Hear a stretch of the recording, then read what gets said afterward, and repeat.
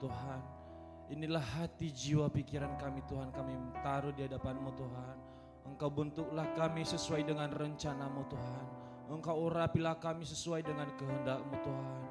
Ampuni segala dosa dan kesalahan kami Tuhan. Dan kami percaya bahwa Engkau yang selalu ada bersama-sama dengan kami Tuhan. Dan pada saat ini Tuhan, biarlah Engkau memberkati jemaat-Mu yang hadir di tempat ini, baik yang mengikuti secara online Tuhan Yesus yang baik. Engkau urapi mereka Tuhan dengan kekuatan yang luar biasa, dengan kuasa-Mu yang kudus Tuhan Yesus yang baik. Terima kasih Bapa di sorga. Pada kesempatan ini Tuhan, izinkan kami Tuhan untuk mendengarkan kebenaran firman-Mu Tuhan.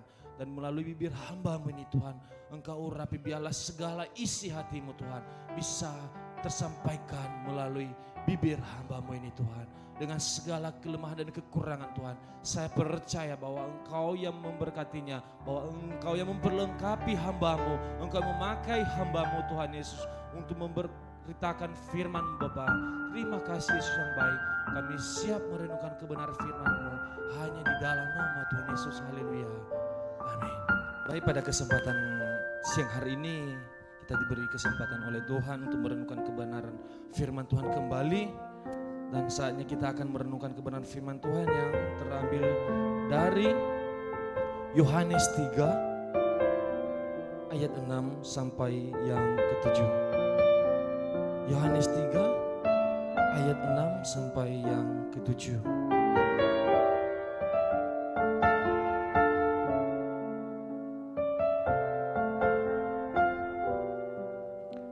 Yang sudah dapat katakan amin, dan yang masih cari-cari katakan aman.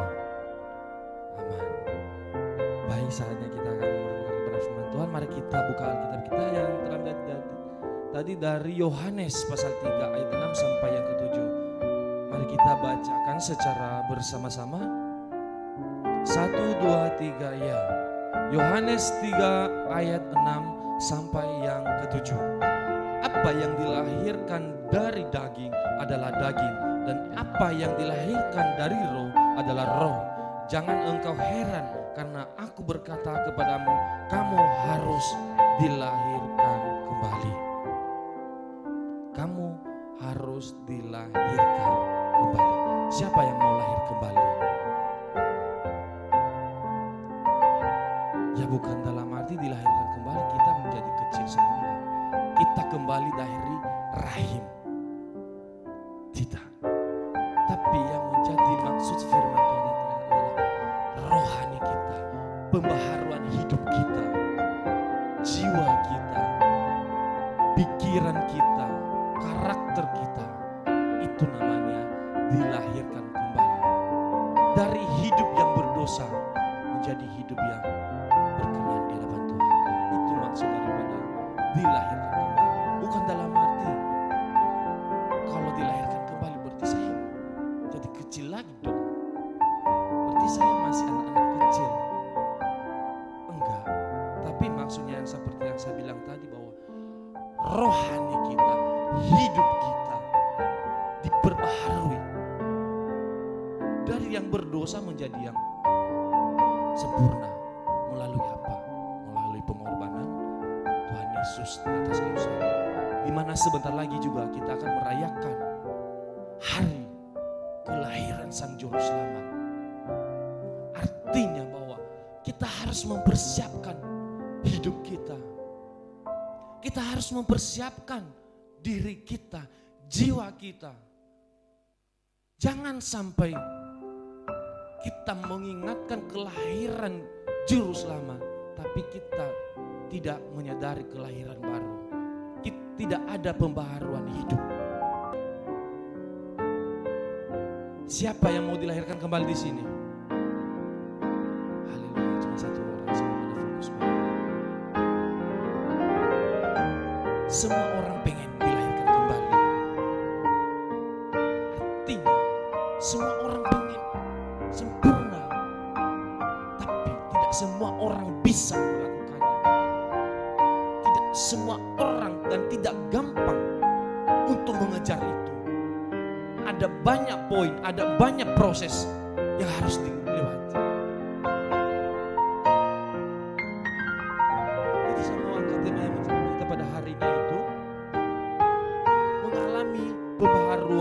hidup bersama Tuhan. Hanya di dalam Tuhan kita bisa mengalami perubahan hidup. Karena firman Tuhan berkata, orang yang di luar saya itu berasal daripada setan, iblis.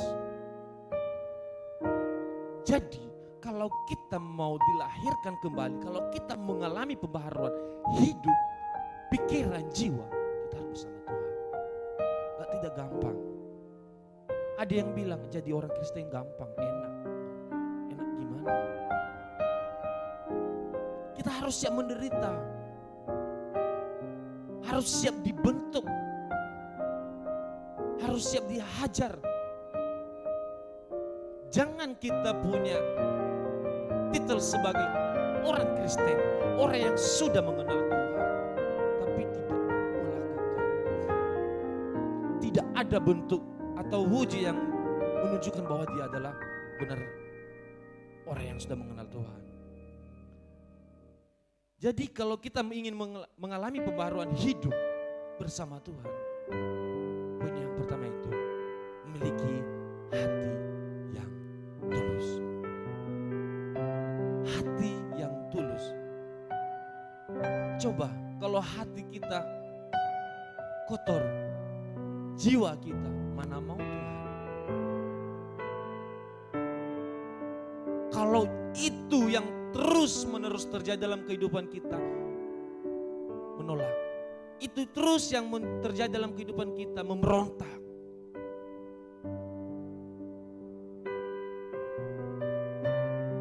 Tidak ada ketulusan di dalam hatinya.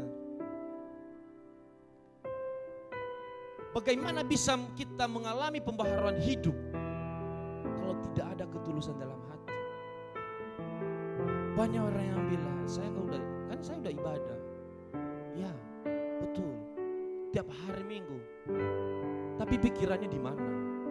Jiwanya di mana?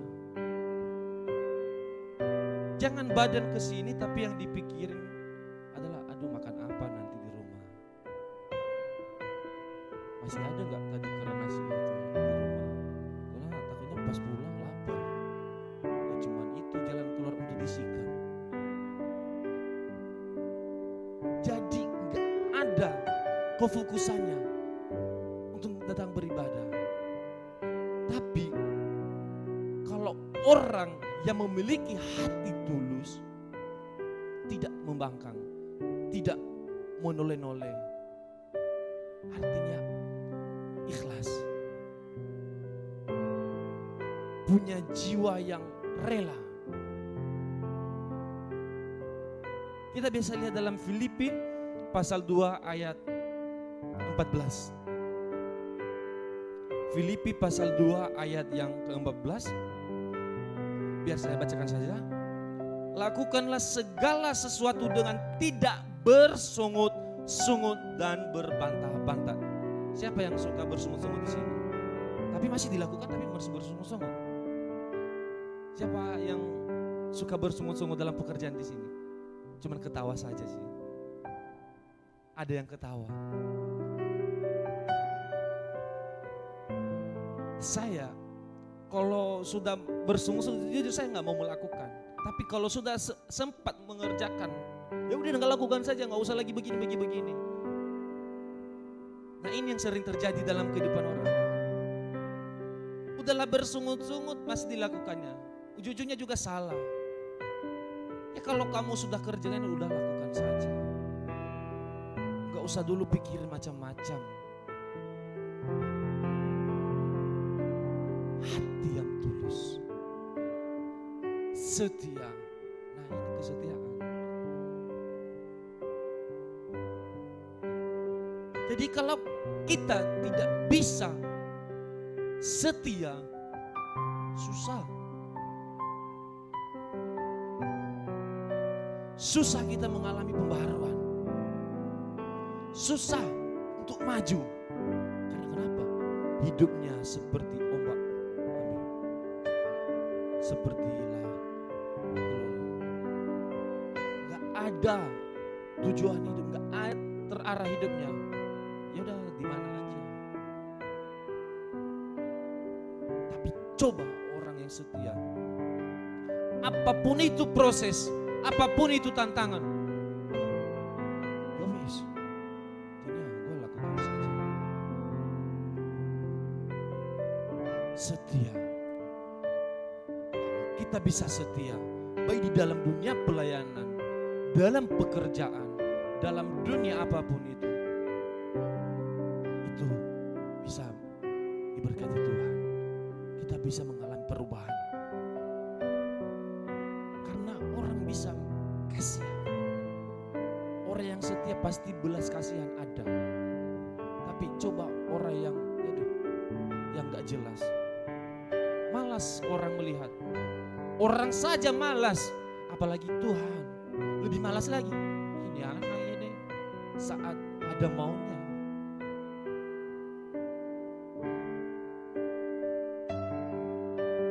Lakukanlah segala sesuatu dengan tidak berbantah-bantah atau tidak bersungut-sungut. Ya udah kerjakan. Ya mana tahu ke depan ada pembaharuan. Mungkin kita bilang, aduh sakit, aduh nggak enak di sini, beginilah. Ya itu adalah bagian proses. Karena yang sering terjadi dalam kehidupan ini. Protes. Nah ini susah kita untuk meninggalkan protes ini. Karena kenapa? Kalau nggak ada protes dalam dirinya, nggak gaul bro. Ih, cemen amat sih lu, mau aja sih. Jombang ambil hidupmu, mau aja. Cemen lu. Nah ini. Ketika sudah masuk gosipan itu, udah. Protes mulu. Tidak mau berjalan dengan proses. Bahwa dia nggak tahu bahwa proses itu adalah untuk melatih dirinya untuk menjadi yang benar, untuk mengalami pembaharuan. Emang mau kuliah, emang langsung sarjana? Kagak. Kalau nggak makan nasi tahu tempe nggak bakalan. Harus nikmati dulu tahu tempe. Ada yang bilang STT, sekolah tahu tempe. STT. Karena memang itu makanan saya setiap hari waktu masa kuliah. Tahu tempe, pagi ketemu tempe, besok ketemu lagi tempe. Bosan mulu. Namanya proses, apa boleh buat. Ada yang sekampung dengan saya. Sama-sama kami kuliah. Satu kampung dia mungkin dia dengar-dengar dari orang lain bahwa hidup saya di asrama enak, makannya begini. Ya saya waktu itu dia semester 6 ya. Semester 6 dia datang mau kuliah. Baru 3 hari. Pulang. Gak kuat. Emang lu pikir saya enak di sini? Kakak, STT saya sekolah tahu tempe.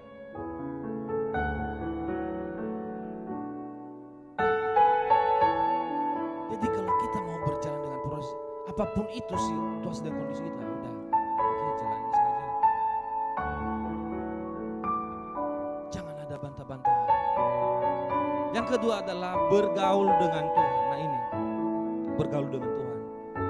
Ada banyak orang yang bilang bahwa pergaulanmu menentukan masa depanmu. Buat saya sih salah. Enggak. Tapi cara berpikir kita yang menentukan masa depan kita. Mindset kita yang menentukan masa depan kita, bukan pergaulan. Kenapa saya bisa bilang begitu? Karena saya produknya dari sendiri. Adalah produk dari sendiri. Saya ikuti pergaulan yang tidak benar. Tapi tidak menentukan masa depan saya. Oh harus saya begitu. Kadang kalau ada orang bilang, masa depanmu akan menentukan, pergaulanmu akan menentukan masa depanmu. Jangan ketawa gua. Enggak. Buat apa bergaul di dunia pelayanan, tapi kalau pikirannya, mindsetnya enggak beres, apakah itu bisa namanya dikatakan pertumbuhan?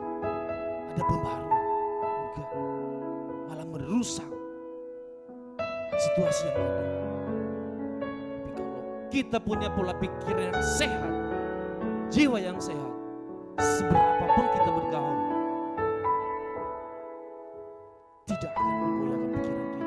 Karena kita punya pikiran, saya harus bisa, saya harus maju, saya harus sukses. Jadi jangan berpikir bahwa pergaulan menentukan masa depan.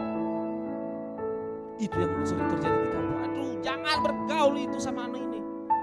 Kerjanya mabuk mulu. Ya udah kurung aja di rumah. Pas keluar kandang nggak tahu apa-apa. Ya salah bergaul. Intinya mindset kita, pikiran kita, hati kita. Itu yang menentukan masa depan kita. Kita harus punya pergaulan dengan Tuhan. Boleh kita bergaul sama orang-orang ini, asal jangan sampai kita yang dipengaruhi. Justru kita yang mempengaruhi mereka. Dari yang tidak benar, jangan menjadi tidak benar juga hidup kita. Ya kacau.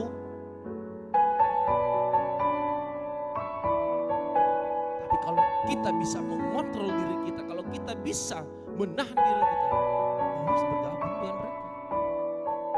Gak ada susahnya.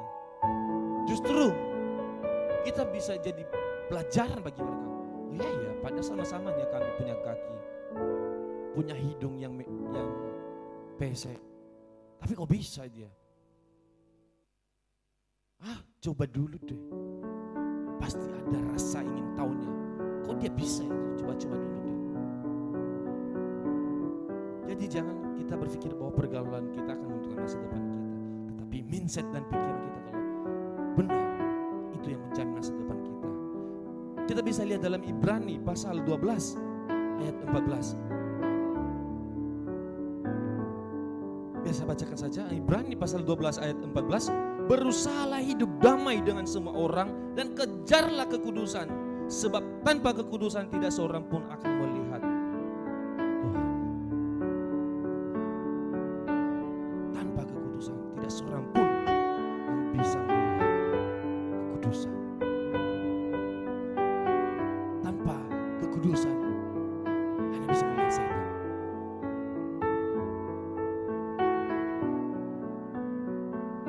Berusahalah hidup damai.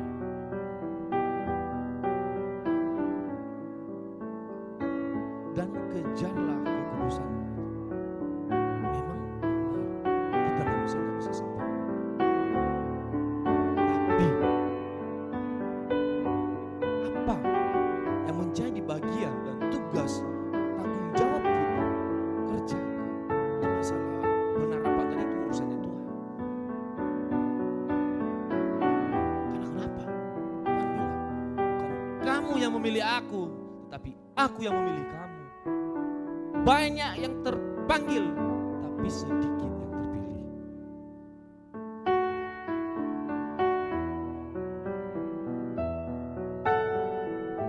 Bukan kamu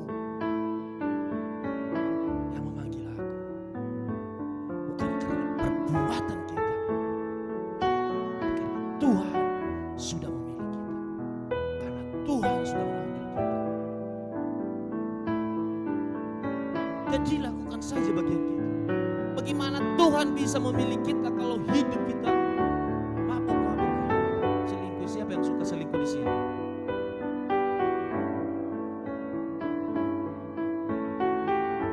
Gak ada yang suka selingkuh ya? Gak ada yang ngaku gitu ya? Semua mantan-mantan selingkuh ya?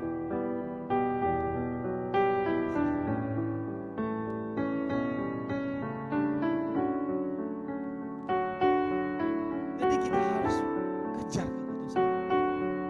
Bukan kita yang memilih kita, tapi Tuhan yang memilih kita. Dan ini, aduh, saya kan bisa cari keselamatan itu bukan dari usaha kita, itu firman Tuhan. Tapi dari kasih karunia. Bagaimana bisa Tuhan mengasihi kita kalau tidak ada yang kita kerjakan, tidak ada dasar daripada kita. Kalau dalam suatu perusahaan pun bagaimana bos bisa mengasihi kita kalau hidup pekerjaan kita gak benar. dia kasihan. Kasihan dia deh. Soalnya kerjaannya berantakan mulu. Apa kasihan? Malah ditendangnya. Apaan lu? Jelas. Tapi coba kalau kita sudah melakukan, akhirnya ada kasih karunia. Amin. Yang ketiga adalah siap dibentuk. Ada lagu bagaikan bejana, siap dibentuk. Demikian hidupku di tanganmu, curahkan kuasa rohmu.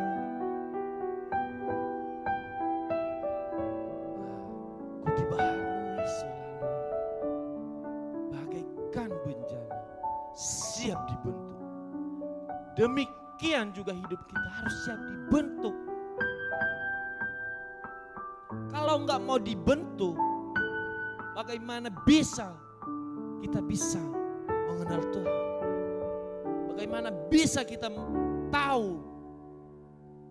kalau kita nggak dibentuk, kalau kita nggak dididik, nggak diajar?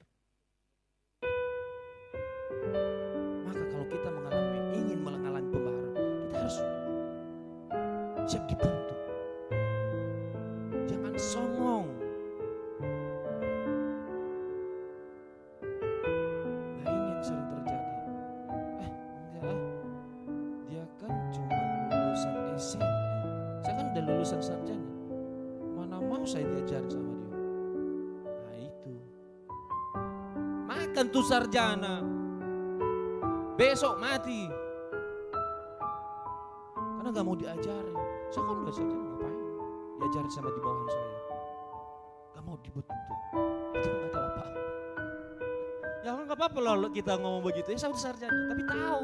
Punya isi. Jangan juga gak tahu apa-apa tapi songongnya minta ampun.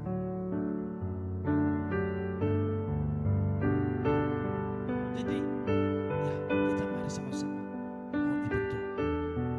Kita bisa lihat dalam 2 Korintus pasal 5 ayat yang ke-17. Roma pasal 8 ayat 17. Roma pasal 8 ayat 17, biar saya bacakan saja. Dan jika kita adalah anak Allah, maka kita juga adalah ahli waris. Maksudnya orang yang berhak menerima janji Allah, yang akan menerimanya bersama-sama dengan Kristus. Yaitu jika kita menderita bersama dengan Dia, supaya kita juga dipermuliakan bersama-sama dengan Dia. Kita mau dibentuk, maka kita dipermuliakan bersama-sama dengan Dia. Kalau cuma kerja kita bersungut-sungut, berbantah-bantah, jangan harap kita bisa mengenal Tuhan.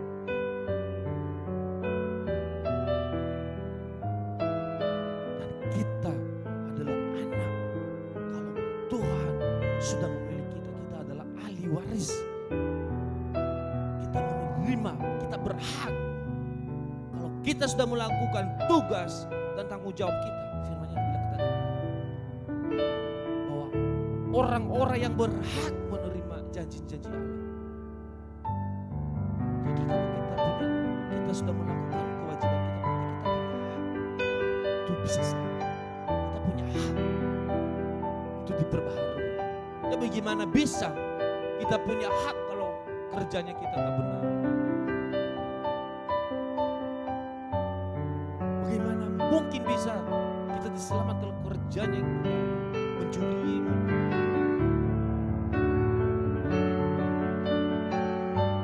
Amin. Yang keempat adalah lahir baru. Kalau kita ingin mengalami pembaharuan hidup, kita harus lahir baru. Dibersihkan, ibarat pakaian, dicuci. Bukan dalam arti nanti datang ke laundry, ya udah saya mau dicuci. Bukan. Maksudnya seperti pakaian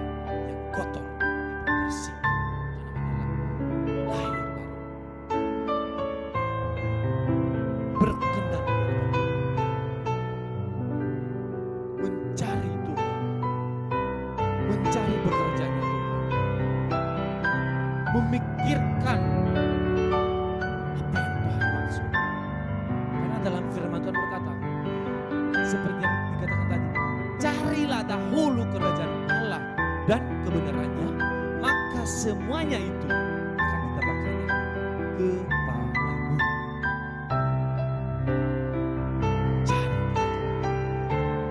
Mencari apa maksud dan tujuan Tuhan. Apa maksud Tuhan sampai hari ini sama saya? Apa tujuan Tuhan sampai hari ini? Bisa saya katakan ada maksud Tuhan supaya kita hari demi hari mengalami pembaharuan hidup. Hari demi hari hidup kita semakin berbaharui, dipulihkan. Bukan semakin hari semakin kacau. Jangan pergunakan waktu dan kesempatan yang Tuhan kasih itu. Kesempatan yang salah. Mari manfaatkan waktu itu dengan baik. Mari manfaatkan waktu itu dengan benar. Tuhan sudah kasih kesempatan untuk mengalami pembaharuan hidup. Mari kita kejar. Bersaing sehat, bukan bersaing buruk.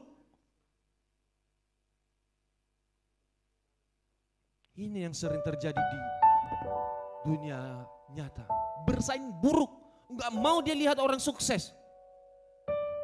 Kalau ada orang yang sukses, niatnya kapan bisa jatuh anak ini? Kapan bisa miskin anak ini? Biar dia saja.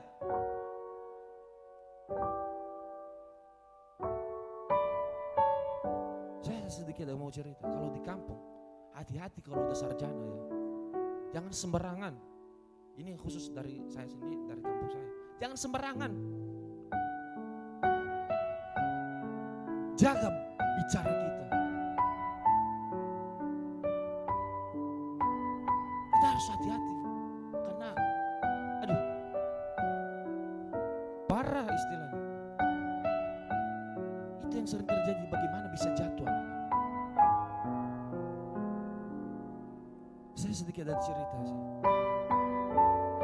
Ya, dari kampung pulang kuliah.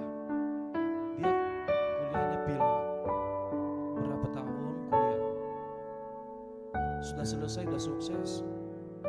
Padahal tujuannya pengen pulang kampung, mau ketemu orang tua. Cuman 2 bulan langsung dibaca ayat firman Tuhan. Engkau diambil dari tanah dan engkau juga dikembalikan dari tanah. Padahal baru 2 bulan dia datang ke kampung. Langsung udah mati.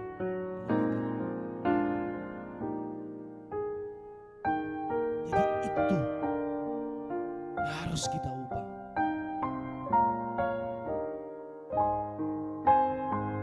Kita ubah pola pikiran kita.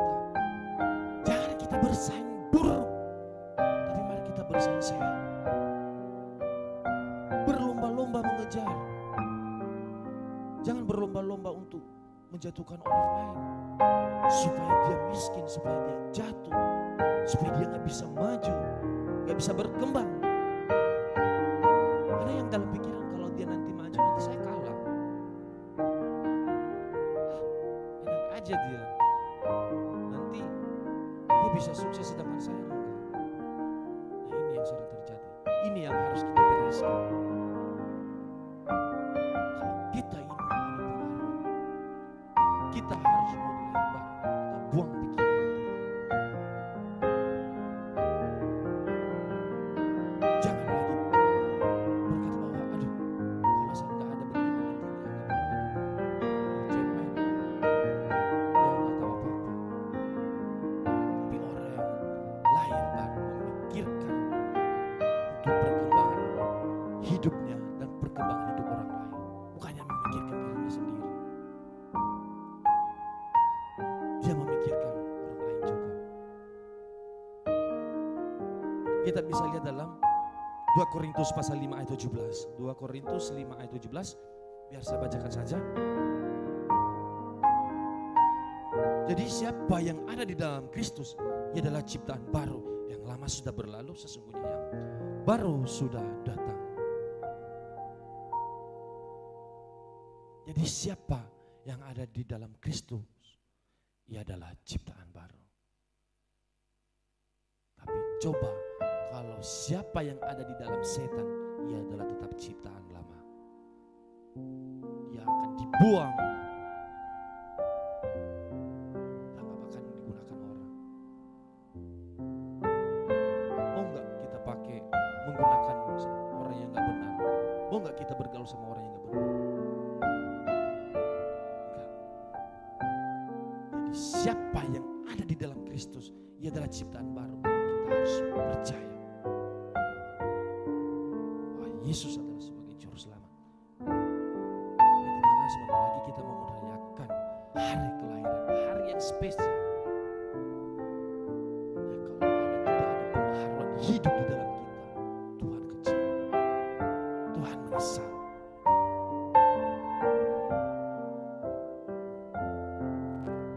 Jadi mari kita persiapkan hidup kita. Mari kita persiapkan hati kita. Karena yang lama sudah berlalu. Udah. Kalau kita mungkin punya masa lalu yang hancur, punya masalah atau punya semuanya yang tidak membuat hidup kita susah maju. Udah. Karena Tuhan bilang yang lama sudah berlalu. Jangan saudara menaruhnya di depan lagi. Saya mau kasih ilustrasi. Coba kalau kita menaruh masalah kita, pikiran kita di depan, semakin melangkah, semakin ketemu terus. Tapi coba yang lama itu taruh di belakang. Semakin kita melangkah, semakin kita jalan, semakin jauh ke kepikiran. Tapi kalau kita menaruhnya di depan kita, ya semakin melangkah, semakin jalan, ya ketemu terus. Jadi kita susah. Kok begini terus hidup saya, padahal saya sudah mengenal Tuhan. Tuhan kejam banget. Yang kejam itu adalah kita. Karena tidak mau berubah. Tapi coba punya pola pikir yang baik. Udahlah, saya mungkin sebelumnya begini. Udah cukup lah sebelumnya. Gak mau lagi saya seperti itu. Gak mau lagi terjun di dunia seperti itu. Saya harus membuka lebaran yang baru. Nah ini saya membuka lebaran yang baru. Gak usah lagi buka yang lama. Jadi karena itu pelajaran. Ini adalah jalan yang salah. Jadikan itu pelajaran bagi diri kita dan bagi diri lain. Mana kita bisa menegur mereka. Itu jalan yang salah. Jadikan motivasi, jadikan pelajaran. Amin. Pada vakum semua. Yang kelima adalah bersekutu dengan Tuhan. Persekutuan. Kalau tidak ada persekutuan di dalam Tuhan, jangan harap saudara bisa mengalami pembaruan hidup. Persekutuan sangat penting. Kita bisa lihat dalam Mazmur pasal 105 ayat 3 sampai yang keempat. Mazmur 105 ayat 3 sampai 4, biar saya bacakan saja. Bermegahlah di dalam namanya yang kudus, biarlah bersuka hati orang-orang yang mencari Tuhan. Carilah Tuhan dan kekuatannya, carilah wajahnya selalu. Taruh di persekutuan. Jangan kita membangun persekutuan dengan yang salah. Kalau ada berbagai organisasi, udah gak apa-apa. Kalau ada waktu, jangan ada waktu juga tapi malas saya minta ampun.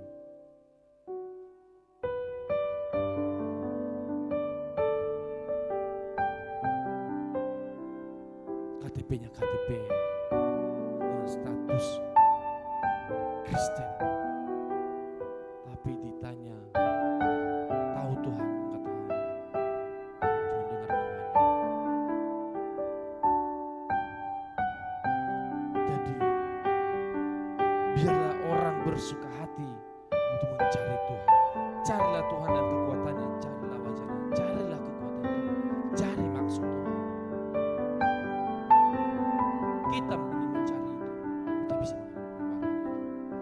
Amin.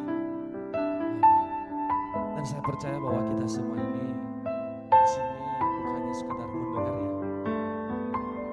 Kenapa saya selalu poinnya sedikit, ya buat apa banyak, tapi kalau sudah selesai pulang dari gereja lupa.